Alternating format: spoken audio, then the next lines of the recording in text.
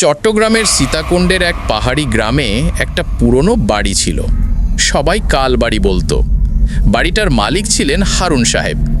১৯৮০ সালের দিকে হঠাৎ এক রাতে তার পরিবার সহ সবাই উধাও হয়ে যায়। কেউ জানে না তারা কোথায় গেল। এরপর থেকেই বাড়িটা ফাঁকা পড়ে থাকে।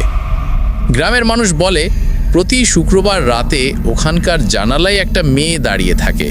লম্বা চুল, সাদা শাড়ি, মুখ দেখা যায় না।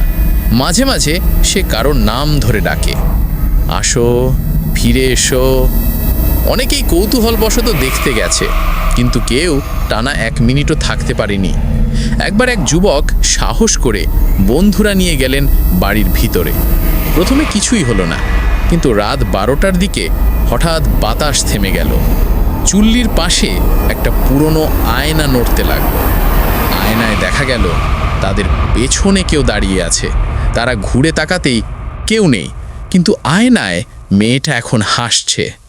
ভয় পেয়ে তারা দৌড় দেয়, কিন্তু একজন বেরোতে পারেনি। পরদিন সকালে তাকে পাওয়া গেল উঠোনের মাঝখানে, মুখটা একেবারে সাদা আর ঠোঁটে একটুখানি হাসি। এরপর থেকে কেউ আর রাতে ওই কালবাড়ির পাশে যায় না। এখনও গ্রামের বৃদ্ধরা বলে, ওই মেয়েটা এখনও অপেক্ষায় আছে তার পরিবারের ফিরে আসার জন্য।